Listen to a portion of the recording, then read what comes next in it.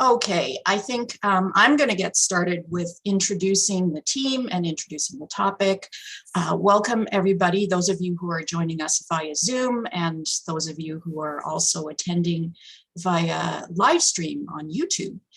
My name is Linda Folster and I'm the Director of Career Services, and I am attending from BC, and I'd like to start out by introducing our amazing team. We have Alexandra Stancato, who's the Career Advisor for Toronto Film School, and she's going to be presenting today's webinar. And then we have Amanda Lecce, who joined our team in January as the employability coach. And I'd also like to welcome Heather King-Andrews, who is our career advisor located in BC. And she just joined our team this week. So those of you who have attended our webinars in the past, you might realize that you're seeing some new faces at Career Services, and that's because we are expanding our team. So you'll continue to see new faces over the next little while. So thank you so much for inviting us into your home today. Just want to advise you of a few housekeeping issues. We have the chat turned off. However, we do want to hear from you. And the way to do that is to, when questions come into your mind, please just pop them into the Q&A. And just to let you know that Alex will not be monitoring the Q&A while she's presenting. However, some of those questions will be answered directly from somebody from our team, and other questions might be saved until the end for Alex to respond to. There is going to be some time at the end of the webinar for some Q&A. So with no further ado, I'd like to hand it over to Alex. Thank you, Linda. Thank you, Linda. Thank you for the warm welcome. Hello, everybody. I'm Alex. I am the Career Services Advisor at Toronto Film School, and today I'm going to be your host for the webinar on making the most of your online job search. So just give me one moment. I'm going to share my screen, get everything sorted out, and then we can begin. Okay, so I believe you all should be able to see my screen now, which makes it much easier for me. And so again, I do want to say thank you so much for everyone attending today. I hope that you do find this webinar to be helpful. We're going to talk all about how you can use online tools and you can make the most of your online job search and your time spent online. Throughout today's presentation, we will be using a website called Mentimeter to ask you questions, hear your feedback, and get to know just a little bit about you. So if you have a smartphone, a laptop, a tablet, I highly encourage you to already get started by going on www.menti.com. That's MENTI.com, and a code will pop up shortly, and we will share with you how you can participate in today's webinar. Okay, so before we do get started, I wanted to do a land acknowledgement for the city of Toronto, which is where I am currently located. So we do acknowledge that the land we are meeting on is the traditional territory of many nations, including the Mississaugas of the Credit, the Anishinaabe, the Chippewa, the Haudenosaunee, and the Wendat peoples, and is now home to many diverse First Nations, Métis, and Inuit people. We also acknowledge the applicable treaty for this region is referred to as the Toronto Purchase. We reaffirm our responsibility to increase awareness and understanding of First Nations, Métis, and Inuit peoples and colonial legacy, and commit to strengthening our relationship with Indigenous peoples throughout Canada.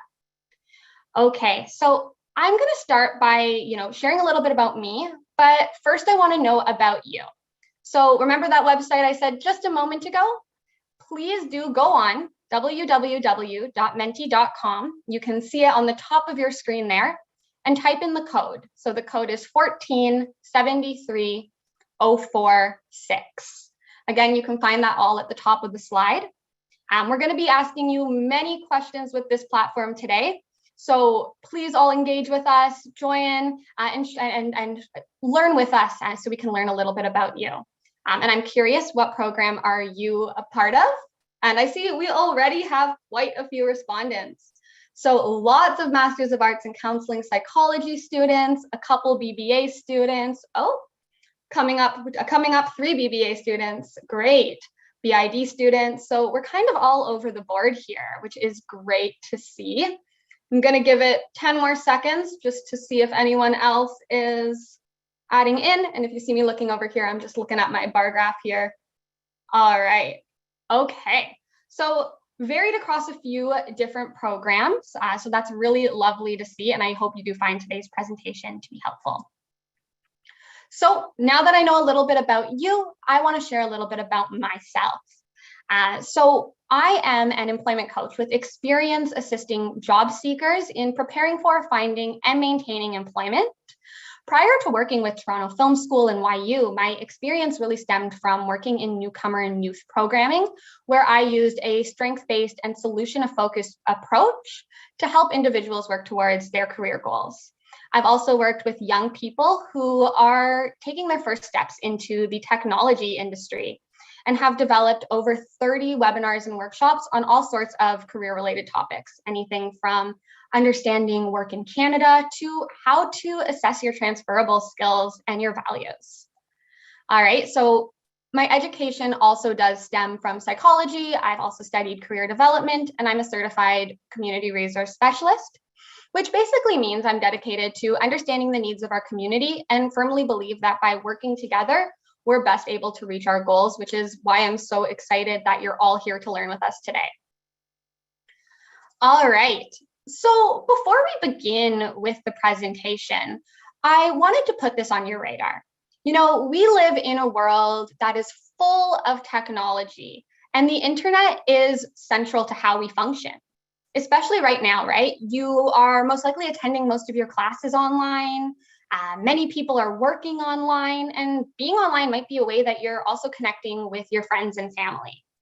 Some employers are even conducting interviews via asynchronous AI. So that's a video platform where no human is actually on the other side to ask you the questions, and your answers are pre-recorded.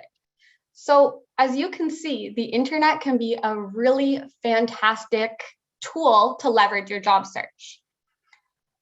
But on the other hand, it can feel very tedious and very tiring, sometimes even disheartening, online job searching. Sometimes you'll spend hours a day, writing your resume, customizing your template, only to apply to a few different positions. Then after all that hard work, you might never hear back from the employer. And sometimes that can be tough. So I want you to imagine for a moment. If you want, you can close your eyes, but think about it. What would it look like if you weren't having to rely on the internet for your job search? What would you do instead? How would you go about it? It wasn't all that long ago that it was very common to not use the internet as your main search of your main, way to look for work. People were attending or going to the companies at hand and putting their application in, or using their network to connect. And these are all things that we can still do. I want to share that with you because yes, online job search is important, but there are many ways to have a well-rounded job search that's going to enhance your ability to secure work. So today I'm going to share with you some facts about online job searching, managing your online presence that might surprise you. And I'm going to provide you with some skills and some strategies to maximize what the internet offers without burning you out, or hopefully to help minimize that risk of losing hope. So I have another question here because I'm curious what you think. What do you believe the average success rate of online job searching is? So we've got 5% or less, 6% to 15, 16 to 30, all the way up to 76% and higher. I'll give you just a moment to see what you say. Okay. So I'm seeing very varied responses. The most popular one right now being 51 to 75% success rate. Some people say 16 to 30%. We've got one person at 31% to 50%. Oh, 16 to 30 is climbing. Fantastic. Well, this might then really, really shock you but it turns out that the average success rate of using online job boards is only around 4%. So that truly makes it one of the worst ways to find work. The statistic is a little bit better for high demand industries. So if you're in healthcare, if you're in technology, you might be seeing success rates around 10%. But even according to a 2016 LinkedIn survey, 70% of respondents actually get their jobs through connections with the company that hired them. So contrary to what we might believe, the internet might not be the best way to find everything you want when it comes to work. But because it's so popular in this day and age, it's important to include these methods as part of your job search strategy. So before we get into the nitty-gritty of today's presentation, I want to talk to you about what to expect. After an introduction of the topic, we're going to learn how employers use job boards and the difference between job boards and job search engines. I also want to explain to you what an applicant tracking system is, as well as how to increase your chances of getting screened in when you apply for a job online. If you're new to job searching in Canada or job searching in general, then it's important that you know about all the different employment scams that might be out there so you don't get taken advantage of. So that's another topic we'll be covering. And because the majority of employers actually check people's social media platforms when you apply before they offer an interview, it's important that we talk about how to use social media in your job search. And last but not least, we are going to talk about the hidden job market and how jobs get found through the hidden job market. Although I'll be sharing with you tips and knowledge and strategies for job searching online, I always am going to suggest that you do not exhaust all of your time and energy into online job searching, but rather use a variety of methods. So we're going to talk to you about how to access them. All right, let's get into it. So, in case you don't believe me about online job searching not necessarily being the best way to find work, I wanted to share with you just a couple of statistics. Firstly, an online job ad receives about 250 resumes, and approximately only 2% of applicants get interviewed. So that's not very many applicants.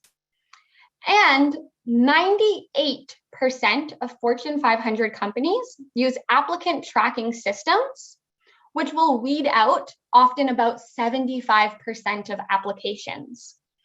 So that means that about 75% of people never get their applications seen by a real person if that company is using an applicant tracking system.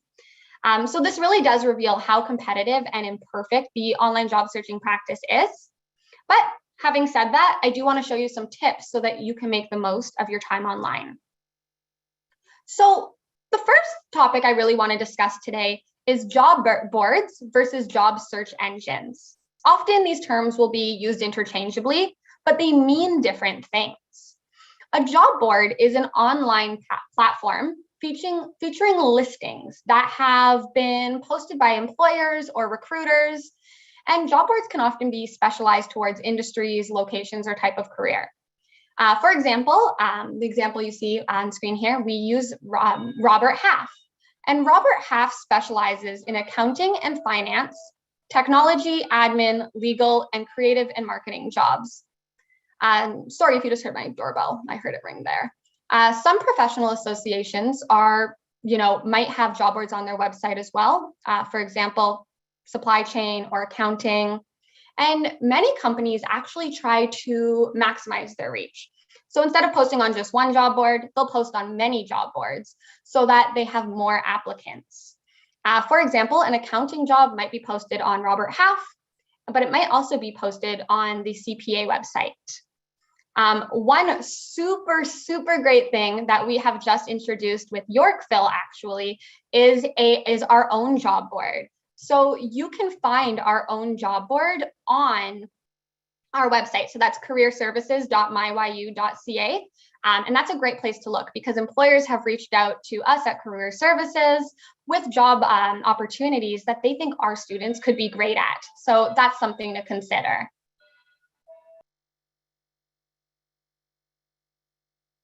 Okay, so a job search engine, let's think about that. On the other hand, that's exactly what it sounds like. It's basically Google for job searching, or Yahoo or Bing or whatever you want. And these are basically platforms that do the searching for you and, create a list of different job opportunities based on what you enter in the search bar. Your search results often turn up huge lists of job postings. Job search engines will, look through thousands of job boards, career sites, and recruiter postings. But some employers might actually skip the step of posting on a job board and post directly to a job search engine instead. The most popular one will be Indeed.ca. And in the next slide, I'm going to show you a little bit about why it's the most popular.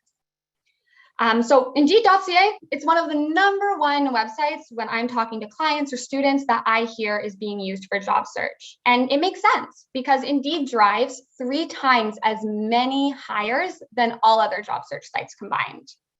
In addition, it delivers 3 times more applicants than all other job search sites combined and receives over 8 million visits each month in Canada alone. So when you're looking at that, numbers don't lie. Indeed is one of the best places that you can look for work online. And if you look at the graphic on screen, you can see that 78% of jobs that are filled through online platforms are actually found on Indeed. So it's really efficient to use a job search engine like Indeed. If you look at that chart, it's followed up by Job Bank, which is a Government of Canada job search website, LinkedIn, Access, Workopolis. But you can see that Indeed really does hold majority of these websites. All right. So it's important for us then to understand how employers use these sites or how recruiters use these sites so that you can strategize on how to use them yourself with that knowledge in mind. Obviously, employers will post open positions, but what you may or what you may not know is that they will post that position on multiple platforms to increase their reach. Sometimes employers might actually search the job board database for resumes. So it doesn't hurt for you to post your own. For example, LinkedIn, you can actually upload a resume and employers can come to you. That being said, you do always have to make sure your resume is up to date. And don't rely just on this because it is a passive strategy, and for results, you really want to be active in your job search. As we learned earlier, employers can use specialized job boards to target specific industries, candidates, or locations. So for example, a professional association website can be an example of this. If you plan to apply for jobs online, you need to know about applicant tracking systems, or you might hear me call them ATS throughout this presentation, and how they work. I always like to say, think of an applicant tracking system like a robot who is filtering through your resumes and your cover letter and your application and looking for keywords. And it's going to take your resume or your application and put it into a yes or no pile based on the keywords that you present in your webinar. In your application. So do keep in mind that if your job application does not match the job posting and those keywords that are in it with qualifications, skills, experience, then you might get screened out. So it's important to make sure that your resume actively reflects that job posting. You will also see that employers write a position summary, and they might post a link on these sites to redirect you to their own website so that they can receive applications on their company portal. The reason this is because employers often don't post jobs for free. There's a cost, and there might be different pricing structures, whether they pay for, I don't know if they pay monthly or if they pay by job. And it can actually be quite expensive for employers to look for candidates. So how can you then, as a job seeker, be using job boards and job search engines? Well, they can be a great source of labor market information. You're going to be able to see, patterns in the volume in certain types of jobs, what type of work is available, what employers are posting frequently. And if you have a few different job targets in mind, then this can inform you about which ones to focus One thing that I think about that was super helpful when it came to job boards and search engines earlier on in my career is, I knew I wanted to work in the career development sector. And I knew of, a few different job titles: employment coach, career coordinator. But what I didn't realize was there was a multitude of different titles that encompass the work I wanted to do. And by being able to, see who was posting different jobs, what agencies, as well as what these job titles were, that was able to help me, streamline my job search and find more opportunity. So that's one way that you can use job boards and job search engines. One thing I highly, highly recommend is to please sign up for job alerts if you are going to use these platforms. In other words, those are basically notifications that when a new job gets posted, you'll see immediately. It might send you an email or a notification on the website. And this is great, especially in today's competitive environment where employers are receiving sometimes hundreds of applicants, right? So if you can get in there first, submit your application early, then you have a better chance of your application being viewed and being called in for an interview. You never know if an employer is going to wait until the closing date to be interviewing people, or if they're interviewing on an ongoing basis. It is advised to sift through postings and apply for the most recently posted one first. All right, so again, maybe not applying to work that has been posted over 30 or over 60 days ago. I wouldn't suggest that doing that immediately. And the reason that is because, that could be a red flag. The employer might be not active, or it could be a sign of high turnover. You also do want to make sure that your resume and LinkedIn profile are aligned when it comes to material. So I don't recommend that they're, carbon copies of each other, but make sure that your experience and your skills are represented accurately on both. An employer will often check. And again, as you heard me say earlier, it's critical that you use keywords in your resume and in your cover letter. Again, applicant tracking systems do screen out about 75% of applicants. So if you don't have those keywords used in the posting, then you won't be invited for an interview. So even if you feel like you're a perfect fit and you have all of those skills and experiences, an applicant tracking system could still filter you out if your application isn't matching the job posting. Okay. You might also want to, target specific jobs or companies when you are applying. And that can be a great way to set your search criteria. So if you're really wanting to work for, if you're really wanting to work for Yorkville University, you can actually set search criteria to alert you when there are new jobs at Yorkville University.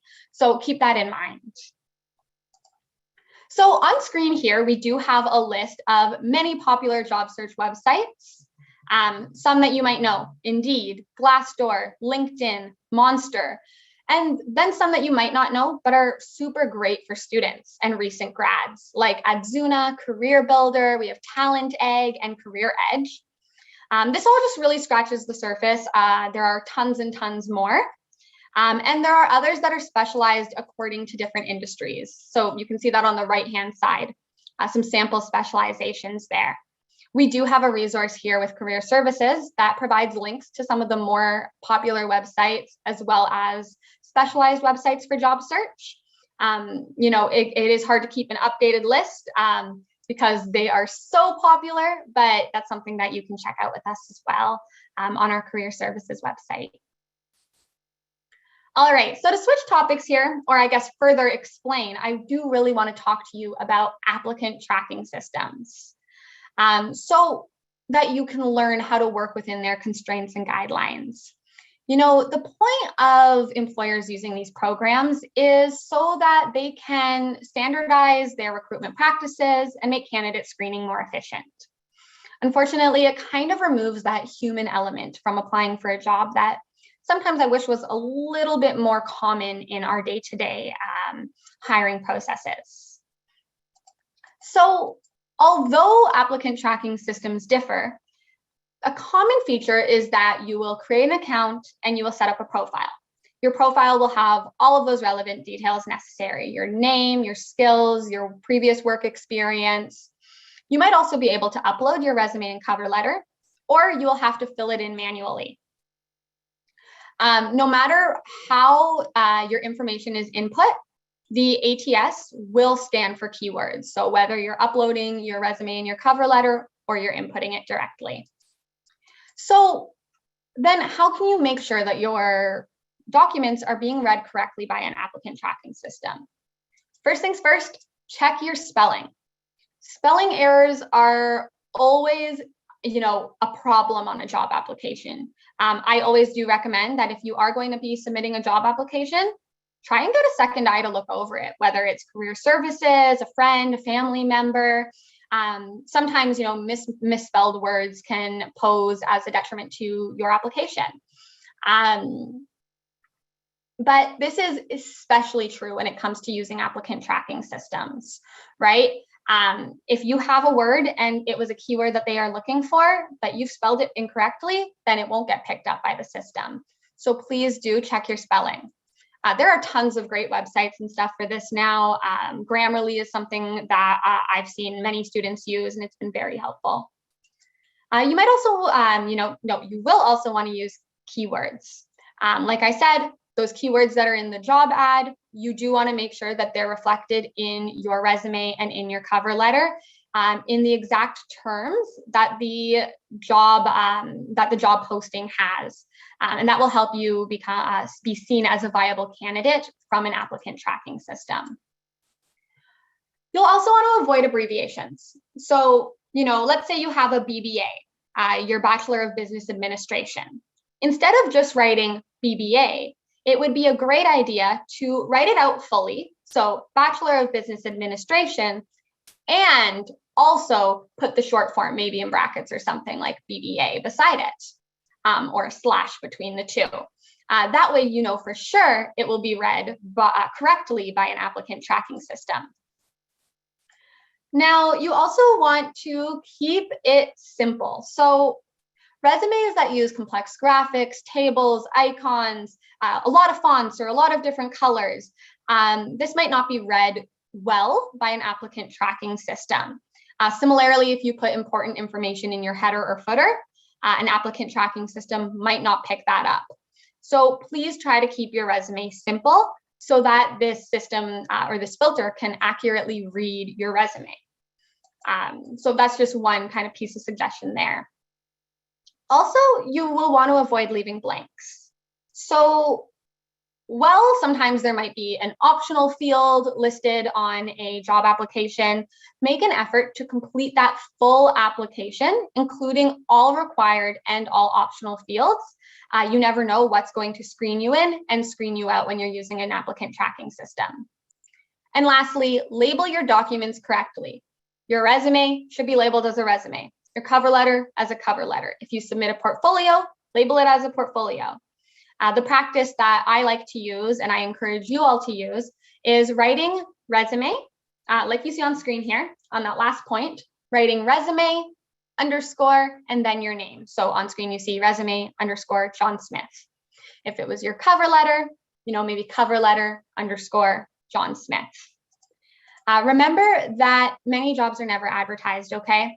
So, these systems do remove that human element from applications. So it's a really great idea to also, while you're applying online, build and nurture your network. This can be a great way to find work, and we'll talk about this down the line. So to switch topics here, I do want to share with you a little bit about employment scams. When looking for work, the saying, you might have heard it, if it's too good to be true, it probably is. Well, that's often true when it comes to employment scams and looking for work online. Many new job seekers or students might be vulnerable to these scams. And generally, they have a lot of common elements. So you'll see high-paying employment, business opportunities, or get-rich-quick schemes. So with any job opportunity that you apply to, it's super, super important to do your research. Make sure the company that you're applying to is legitimate. You might also want to make sure that the person you're speaking to actually works at that company. And, you might want to also make sure that they're not asking you for personal information. So if you're in the job application process, you shouldn't be asked for your SIN number, your birth date, your passport number, or banking information until you have a formal job offer. No companies should expect you to buy your own supplies before you have a job offer. And typically you won't be asked to pay training fees or recruiter fees. Last but not least, legitimate job ads do not have spelling or grammatical errors. They've been through many people. They shouldn't have those errors. And you typically will not be emailing someone with a generic email. So Gmail, Hotmail, Yahoo.com. If they're working for a company, you would see their company email.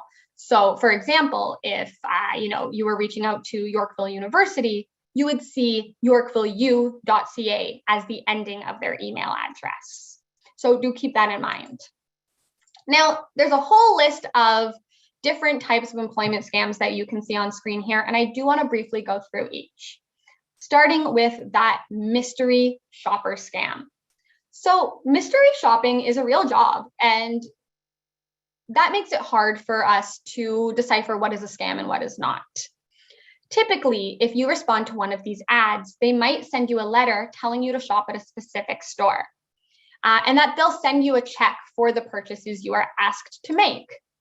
You're supposed to deposit that check and then use a wire transfer to send the difference to them between the full amount of the check and what you spent during your time as a mystery shopper. However, the catch is that the check they've sent you is fake. So it will bounce, and these scammers are hoping that you will wire transfer the remaining money before the check bounces. Then your bank will expect you to pay that entire amount of the fake check plus any additional penalty fees. So you don't want to be out of money, so please watch out for a scam like that. Another scam that you might see is one that involves expensive job supplies. So this is where your job, they say, you need to use your own money for job supplies, whether it's a uniform, a software, or tools. Once you send them the money for these supplies, they'll just never respond back. So they've essentially taken your money without giving you anything in return. You might hear, make big profits working from home, and that's something that we're hearing more and more now, especially because working from home is so common. So, being aware of these scams is important. But ads like these are often designed to scam people into working for low pay, doing work like stuffing envelopes or making cheap products. They might even ask you to pay for your own supplies in advance or send you really poor quality materials. Another thing to look out for is costly job training. Oftentimes, companies will say that you need to do this training before you get the job offer, and that is not true. So typically, a company will not make you train before they give you a formal job offer. Even if the training seems legitimate, if the job offer isn't there, the training will likely be not recognized by other employers. And typically, the idea is that these scammers are making their money off of you, giving them money for training. So please don't do that. Another one is bogus business opportunities. So this is a situation where fake companies actually advertise specialized business opportunities. Maybe an office cleaning franchise. Let's take that as an example. And they'll promise you clients in exchange for an investment. And the investment can be like several $1,000s. They might show you as a partner or a subcontractor on paperwork. And they might even encourage you to register it as your own business with a guarantee for more clients. However, this is not the way that you franchise a business. And it's not how businesses are sold. These business opportunities are sold or advertised. So please be aware. Getting closer to the end of the list here now, but something else to watch for is phony employment agencies, headhunters, or recruiters. Typically, they might find your resume online. How earlier I said Indeed has a place where you can put your resume and employers might actually look for you. Well, that's also how scammers might actually look for you. So once they find your resume, they might invite you to an interview with a promise of this high-paying job with a great salary. Then they might pressure you at that moment to sign a contract and pay a fee, a retainer or a recruiter fee. Once you pay for this fee for their job placement services, they will typically just ghost you. They will leave and they'll take your money and disappear. Last but not least, it's super important to be careful about ads promising great work in foreign countries. The information they give you might not be easy to verify based on, the language and other barriers. And scammers might actually conduct fake interviews, maybe in a hotel or in a rented office, and they'll pose as recruiters or employers. And then they'll offer you a position, but they'll say they need upfront payment for something like a visa or paperwork. And ultimately, they will take your money. So as you see, there's a lot of employment scams that you can find online. So please, please, please do your research, see if it's a real company, make sure that the person you're speaking to really does work there. And ultimately, if you do have any questions, feel free to reach out on Ask a Family Member, Ask a Friend, because you don't want to be caught in a scam like this. So let's talk social media. Virtually everything these days is online, right? We all have an online presence. And search and being online can help you, but it can also hurt your chances depending on what your presence is like. In fact, 70% of employers state that they check candidates' social media before interviewing them. So it's a good idea to maybe take a look at your privacy settings, make sure there's nothing employers want, you want employers to not see on your private social media accounts, and post pictures and content cautiously. Of course, you are totally free to engage in social media in whatever way works for you, but it's important to understand how an employer might view certain posts, photos, etc. So we'll talk a little bit more about this in the next few slides. But I do also want to point out that that social media can be fantastic for career activities. You can use LinkedIn, which is a professional networking site, but beyond that, you might also want to use Facebook, Instagram, Twitter. I've had students who have gotten jobs by looking at Facebook groups or by really honing in on showcasing their work on their Instagram. So that's just something to consider as well. So before we continue to talk about social media, I'm curious, what social media platforms do you use? Take a moment to vote. I personally have used every single one of these social media platforms at one point in my life. So I'm just going to give it just maybe a couple. So we've got Snapchat, we've got TikTok. Oh, wow. Wow. Can you see this? People are using pretty much that's every social media I had listed. Fantastic. With LinkedIn being the most popular and Facebook. And those are two that I would really suggest for when it comes to, honing in on your professional image. So that's fantastic. Pinterest, Snapchat, TikTok being the least, Twitter, fantastic. Great to know. Thank you, everyone. All right, so there's this study done by Workopolis, and it shared the main reasons why employers don't invite you to an interview based on your social media. Typically, it was because they had seen candidates who had excessive drinking or drug use. Their profiles showcased profanities, racist or sexist comments. Their profiles had suggestive or provocative photos, and maybe negative comments about previous employers. According to a website called Top Resume, 54% of employers reject candidates based on their social media profiles. So this is a real thing. However, the good news, your social media profile can actually also improve your chances of getting an interview. So reasons they do hire might be if you do community and charitable work, if you have any athletic accomplishments, if you appear kind and compassionate, and if you have a well-rounded professional image. So my message here is be careful and be intentional about your online presence, because in some ways it might harm you, but if you use it correctly, it can also help you. So I'm coming here and I want to talk on this slide a little bit about the hidden job market. So those are all those jobs that are never advertised, but are available. And it might be surprising to you, but about approximately 65% of jobs are never advertised. So take it this way, that's a huge number.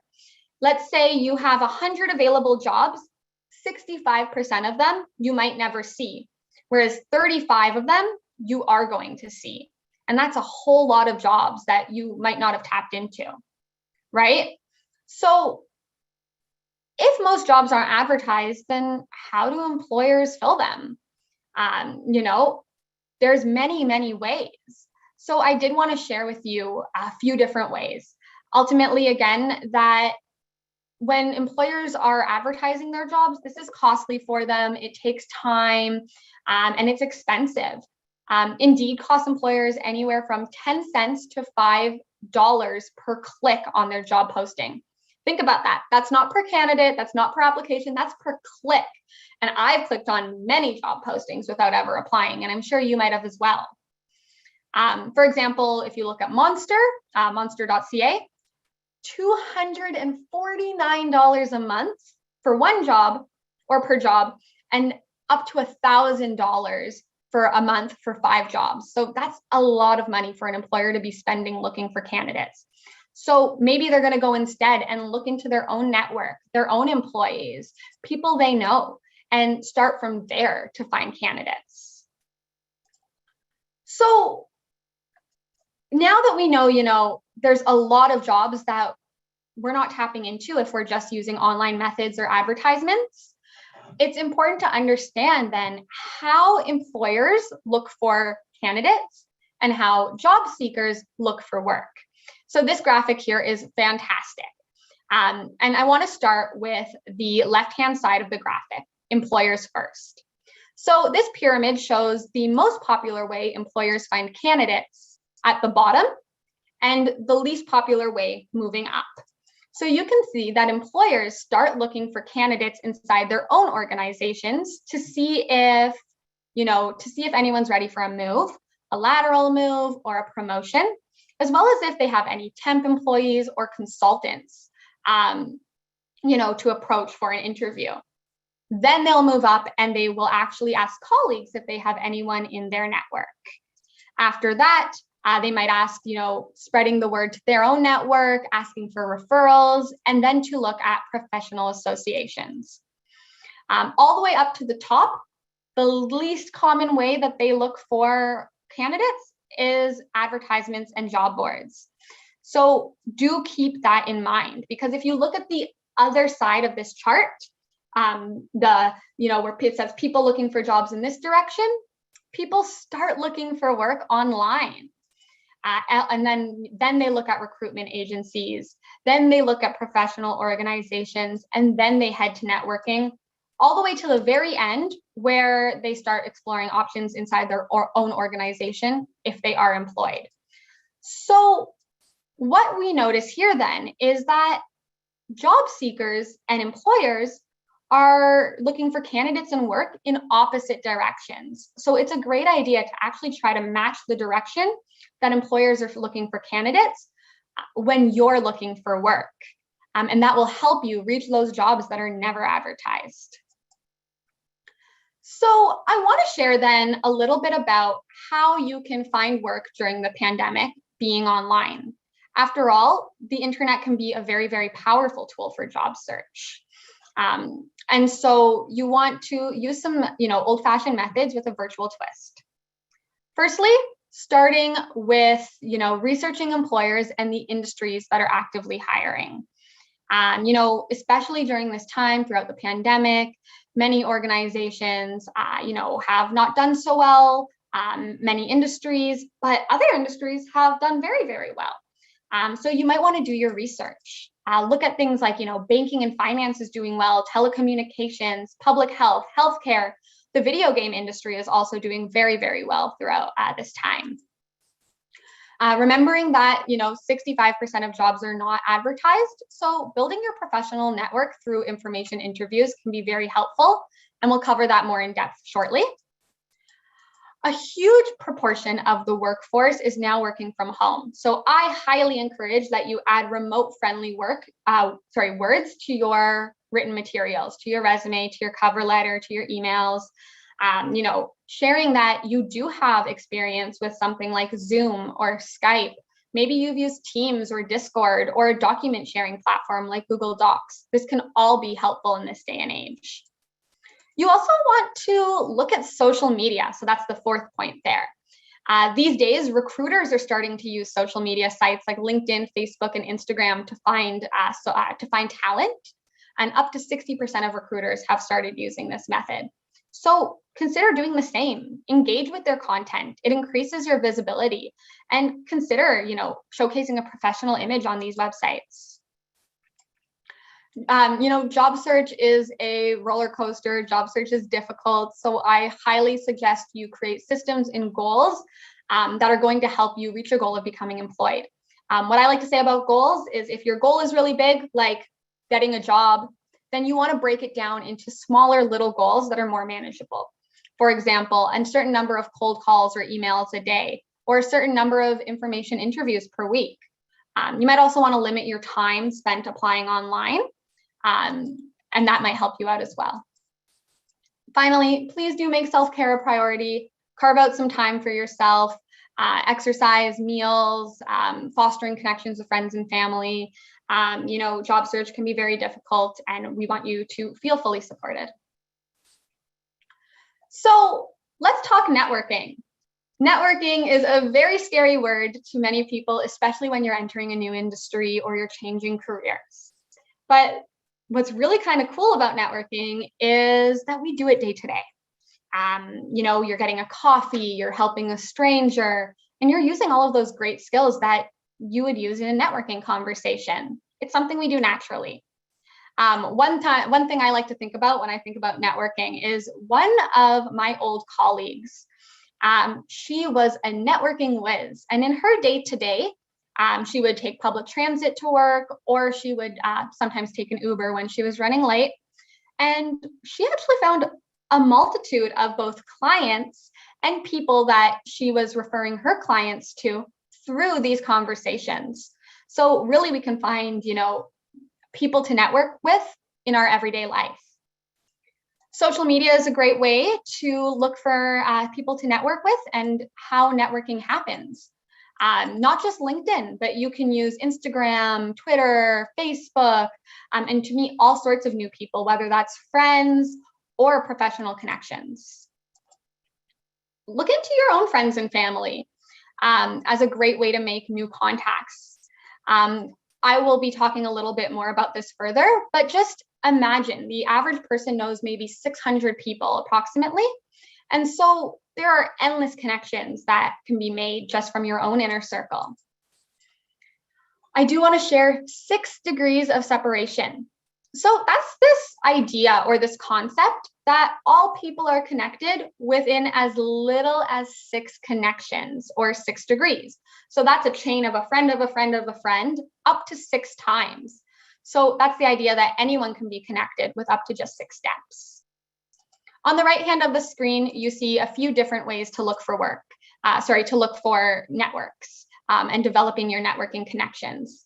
Starting with some more broad ways. So attending networking events, joining professional associations, looking on LinkedIn, all the way to more one-to-one types of methods like information interviews or keeping up to date with those who have interviewed you previously for a job.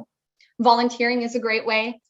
In previous places where I've volunteered, I've had the opportunity to then interview for a paid position there, as well as finding a mentor. I do believe that our next webinar is going to be on mentorship. So if you are interested in finding a mentor, that will be great to check out. But, finding a mentor can be a great way to learn about the industry, career prospects, and ultimately help you advance.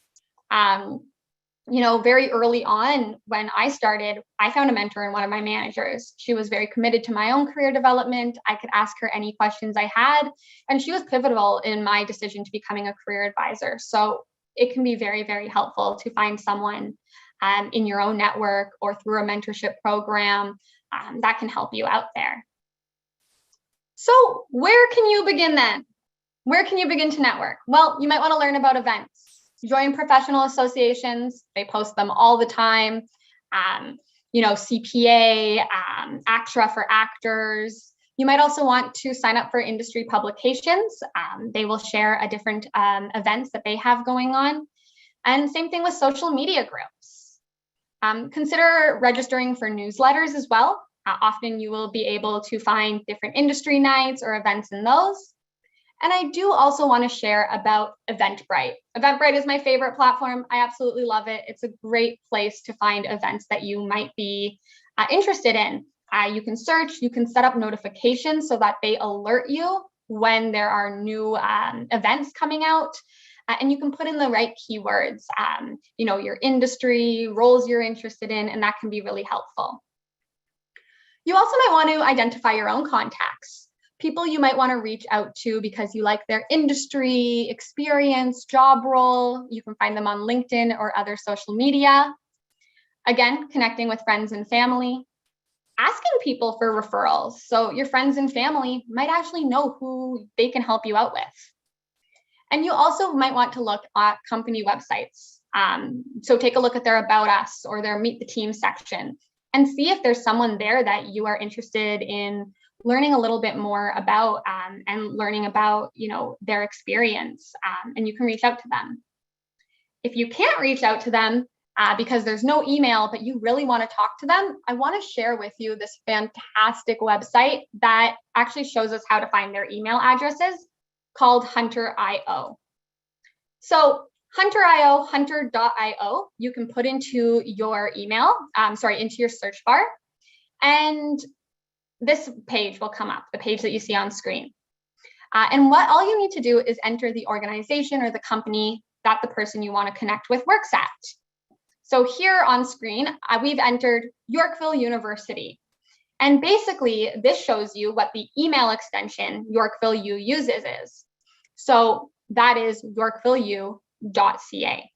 It also shows you our email address convention. So that's the beginning of the email address. So you can see it says the most common pattern is first initial, last name at yorkvilleu.ca. So if you are looking for someone named Jesse Smith, more than likely, if you, and they worked at Yorkville University, you could email them at jsmith@yorkvilleu.ca and be able to reach them. So of course, use this with caution, but it is a great way to connect with someone you wouldn't normally be able to. So we're getting closer to the end of the webinar, but I'm very, very curious. What methods, now that we've talked about networking, will you use to begin networking? Feel free to type in any answers you might have. How would you get started? What are you thinking? And I think you have the option to just share a few different methods.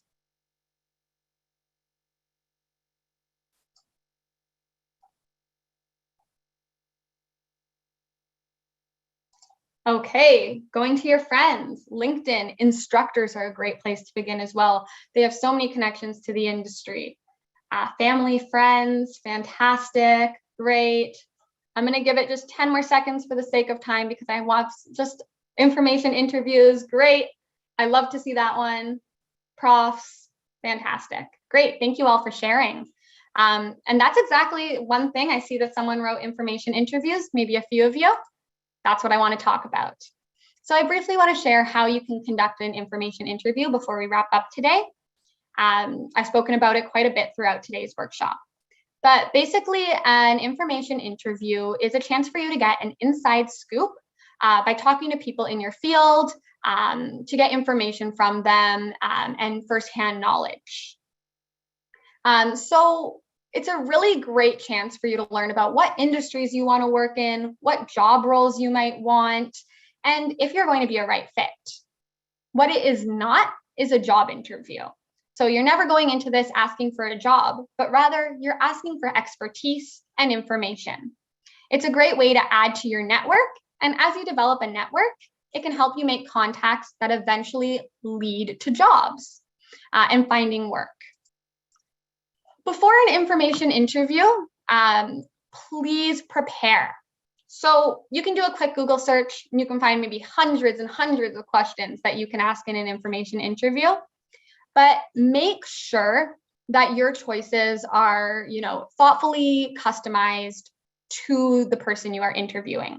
I typically say prepare a list of 8 to 12 questions, organized in order of importance. So, the question you want answered most at the top, down to the question you want answered least at the bottom, and bring them with you. Keep a pen, a notebook handy. I always have them handy, so that you can write down anything that might be helpful. And you also want to maybe do some industry research, learn about leaders, learn about the labor market and trends, so that you can have insightful conversations and seem in the know when you are talking with these professionals in the field. A fantastic thing that you can do is bring your own business cards. As students, you might not be expected to have business cards, but if you go on, Vistaprint, you can typically get quite a few for cheap prices. And this is a great way to seem a little bit more professional, and you can stay on their mind. You make sure that they have your contact information. When working with creative students, one thing I say is bring a sample of your work or your portfolio. It's a great place to get a second opinion and share a little bit about you. Don't spend too much time focusing on yourself on an information interview and your job search. As much as you might be tempted to, it's about them, and you want to lead this discussion with them in mind. You're trying to get valuable information from these individuals. Be prepared to go off script. If they lead the conversation in another direction, let it happen. And last but not least, please respect their time. Don't try to spend over 15 minutes with them. If you're having a great conversation, you can share, you can say, this is a great conversation. I would love to continue talking, but I want to be respectful of your time. If you need to go, I understand. They are, again, giving you free information, without getting paid for it. So you want to make sure that their time's being respected. You might want to ask them things like, how did you get into this line of work? What do you enjoy about it? What don't you enjoy about it? What skills are necessary? But again, you can find many examples online. So I want to leave us off today with this quote. It kind of made me giggle the first time I read it. And that is, there's life without Facebook and the internet? Really? Send me the link. And I just thought it was funny because it basically just shares how ingrained the internet is in our lives and how reliant we are on it. But it does have its limitations. So I encourage you all to be selective in using your job search and using internet in your job search. Exhaust all of your different methods. So I do want to say that's all we have for today's presentation. It was quite a lengthy one.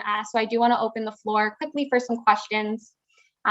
So please, if you haven't already, ask them in the question box and we will happily get to them.